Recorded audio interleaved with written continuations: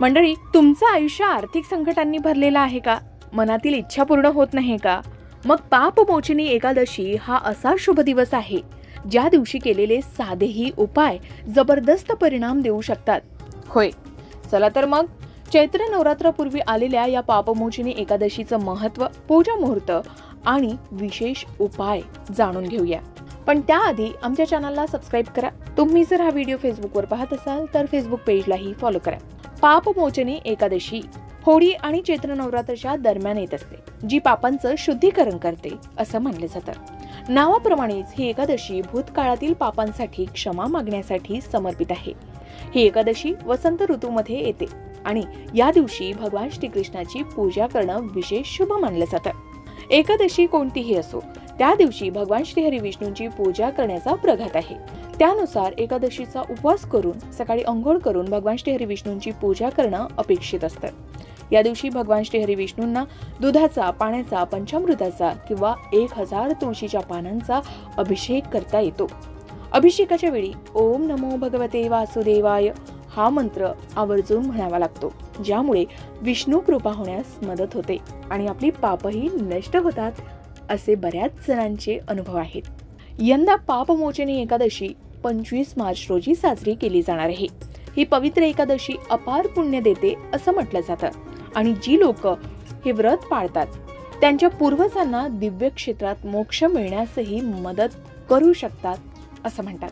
याचबरोबर हिंदू कॅलेंडरनुसार ही शेवटची एकादशी मानली जाते. आता पापमोचनी एकादशीचा शुभ मुहूर्त काय आहे बघूया. 25 मार्च 2025 रोजी पहाटे 5:05 एकादशी तिथी सुरू होईल. दुसऱ्या दिवशी 26 मार्च रोजी पहाटे 3:45 एकादशी तिथी संपेल. उदय तिथीनुसार 25 मार्च रोजी पापमोचनी स्मार्त एकादशी आहे. 26 मार्च रोजी भागवत एकादशी आहे. भागवत एकादशी ही वारकरी संप्रदायानुसार पार पाडली जाते. 25 मार्च रोजी मंगळवारी भगवान श्री हरी विष्णूंची पूजा करण्याचा मुहूर्त सकाळी 9:22 पासून ते दुपारी 1:57 असणार आहे. पापमोचनी एकादशीच्या व्रतपारणाची वेळ 26 मार्च रोजी दुपारी 1:39 पासून ते दुपारी 4:06 असणार आहे. या वेळेत व्रतपारण करता येऊ शकतं. असं म्हणतात की भगवान श्रीकृष्णानं प्रथम अर्जुनाला पापमोचनी एकादशीचं महत्त्व सांगितलं आणि यावर भर दिला की हे व्रत केल्यानं एखाद्या व्यक्तीला ब्रह्महत्या यासह सर्वात गंभीर पापांपासूनही मुक्ती मिळू शकते. ही एकादशी विशेषतः अशा लोकांसाठी फायदेशीर आहे जे सुरुवातीला धार्मिक मार्गावर आल्यानंतर लोभ, भौतिक सुख किंवा चुकीच्या कर्मांना बळी पडले आहेत. भक्तीने उपवास करून ते स्वतःला भूतकाळातील पापांपासून शुद्ध करू शकतात असं सांगितलं जातं. आता कधी कधी भक्तांकडे वेळ नसतो, तर कधी परिस्थिती साथ देत नाही आणि आपण संपूर्ण विधीपूर्वक एकादशीचं व्रत करू शकत नाही. मग अशा वेळी काय करायचं? तर पापमोचनी एकादशीच्या दिवशी फक्त एक सोपी गोष्ट करावी, ज्यामुळे आपल्याला इच्छापूर्ती आणि धनप्राप्तीचे मार्ग सुकर होऊ शकतात. पापमोचनी एकादशीच्या दिवशी संध्याकाळी अगदी घरच्या घरी हा छोटासा उपाय केल्यानेही आपलं घर धनधान्यानं भरू शकतं. शिवाय आपल्या मनोकामनाही पूर्ण होऊ शकतात. सोबतच आपल्यावर कर्जाचा डोंगर असेल तर या उपायानं तोही कमी होण्यास नक्कीच मदत मिळू शकते.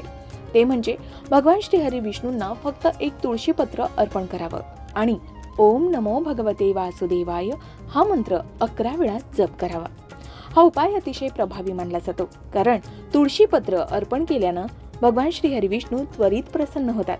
शिवाय हा मंत्र केवळ 11 वेळा जपला तरीही त्यात इच्छा पूर्ण करण्याची शक्ती आहे, कारण मंत्रातील प्रत्येक शब्द पवित्र कंपना निर्माण करतो, ज्यामुळे नकारात्मक ऊर्जा दूर होते आणि सकारात्मक ऊर्जा सक्रिय होते, असे भक्तांचे अनुभव आहेत.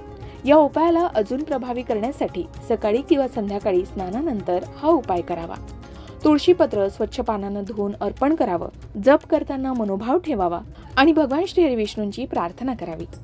एकादशीला फक्त एक तुळशीपत्र अर्पण केल्यानं आणि मंत्र जप केल्यानं सुद्धा आपल्या मनातील इच्छा पूर्ण होऊ शकतात असं सांगितलं जातं. पापमोचनी व्रताच्या वेळी भगवान श्री हरी विष्णूंच्या चतुर्भुज रूपाची सुद्धा पूजा केली जाते. या पूजेचे शुभ फळ मिळतात. शिवाय एकादशीच्या दिवशी व्रत केल्यास 1000 गायींचं दान करणे एवढं पुण्य प्राप्त होतं असं म्हणतात. पंचांगानुसार चैत्र महिन्यातील कृष्ण पक्षातील पापमोचनी एकादशीला भगवान श्री हरी विष्णूंची पूजा करण्याबरोबरच उपवास करण्याची परंपरा आहे. शास्त्रानुसार पापमोचनी एकादशीच्या दिवशी पूजा केल्यानं व्यक्तीला सर्व प्रकारच्या पापांपासून मुक्ती मिळते. यामुळे सर्व प्रकारच्या त्रासांपासूनही मुक्ती मिळण्यास मदत मिळते असं सांगितलं जातं. आता आपल्या मनोकामना पूर्ण होण्यासाठी किंवा इच्छा पूर्ण होण्यासाठी कुठले उपाय करावे तर तेही बघूया. जर तुम्ही नवीन नोकरीच्या शोधात असाल किंवा पदोन्नती हवी असेल तर पापमोचनी एकादशीच्या दिवशी एक कच्चं नारळ आणि 8 बदाम घेऊन भगवान श्री हरी विष्णूंच्या मंदिरात अर्पण करावं. यासोबतच आपली इच्छा सांगावी आणि ओम नमो भगवते वासुदेवाय या मंत्राचा जप करावा. पापमोचनी एकादशीच्या दिवशी विहित पद्धतीनं भगवान श्री हरी विष्णूंची पूजा करण्यासोबतच चालीसा आणि ओम नमो भगवते वासुदेवाय या मंत्राचा जप करावा. तुळशीच्या जपमाळेनं या मंत्राचा जप करण्याचाही प्रयत्न करावा. यामुळे नक्कीच आपली इच्छा पूर्ण होण्यास मदत मिळते. जर तुम्हाला व्यवसायात निरंतर वाढ हवी असेल तर पापमोचनी एकादशीच्या दिवशी 11 गोमती चक्र आणि 3 एकाक्षी नारळ घेऊन भगवान श्री हरी विष्णूंच्या मंदिरात अर्पण करावं. विधिवत पूजा केल्यानंतर गोमती चक्र उचलून पिवळ्या कपड्यात बांधावं आणि त्यानंतर ते ऑफिसमध्ये किंवा व्यवसायाच्या ठिकाणी कुठेतरी बांधून ठेवावं. यामुळे नक्कीच लाभ होऊ शकतात असं सांगितलं जातं. शिवाय शास्त्रानुसार पिंपळाच्या झाडामध्ये भगवान श्री हरी विष्णूंचा वास असल्यानं पापमोचनी एकादशीच्या दिवशी एका भांड्यात पाणी घेऊन त्यात थोडी साखर मिसळून पिंपळाच्या मुळांना अर्पण करावं. असं केल्यानं आपल्याला सुख आणि समृद्धी प्राप्त होते असं सांगितलं जातं. तर मंडळी, पापमोचनी एकादशीचं व्रत केल्यानं सर्व दुःखांपासून मुक्ती मिळते, इच्छापूर्ती होते. या दिवशी खऱ्या मनानं पूजा केल्यानं माणसाला कधीही संकटांचा सामना करावा लागत नाही. तुम्ही सुद्धा पापमोचनी एकादशीचं व्रत करू इच्छित असाल तर एकादशीच्या दिवशी सूर्योदयाच्या वेळी स्नान करून व्रताचा संकल्प करावा. त्यानंतर पिवळे वस्त्र परिधान करून भगवान श्री हरी विष्णूंची पूजा करावी. एकादशीच्या संध्याकाळी भगवत कथेचं पठण केल्यानं घरात धनसंपत्तीही वाढते असं सांगितलं जातं. याचबरोबर देवी लक्ष्मीचा वास कायम घरात राहतो. मात्र व्रत करणाऱ्या व्यक्तीनं सात्विक अन्न सेवन करावं. एकादशीला भात खाऊ नये. पौराणिक धार्मिक ग्रंथानुसार महर्षी मेधा यांनी मातृशक्तीच्या कोपापासून वाचण्यासाठी आपल्या शरीराचा त्याग केला होता. त्यानंतर त्यांचा मृतदेह जवाच्या रूपात पृथ्वीवर सापडला. त्या दिवशी ही एकादशी असल्यानं तांदूळ खात नाही, म्हणून एकादशीच्या दिवशी भात खाणं टाळावं. पापमोचनी एकादशीच्या दिवशी हे इच्छापूर्ती उपाय तुमच्यासाठी अधिक प्रभावी नक्कीच ठरू शकतात. हे उपाय करून पहा आणि अनुभव शेअर करायला विसरू नका. अशाच प्रकारच्या माहितीपूर्ण व्हिडिओसाठी लोकमत भक्ती चॅनलला नक्की सबस्क्राईब करा आणि बेल आयकॉनला क्लिक करा, म्हणजे आमच्या नवनवीन व्हिडिओचं नोटिफिकेशन तुम्हाला मिळत राहील.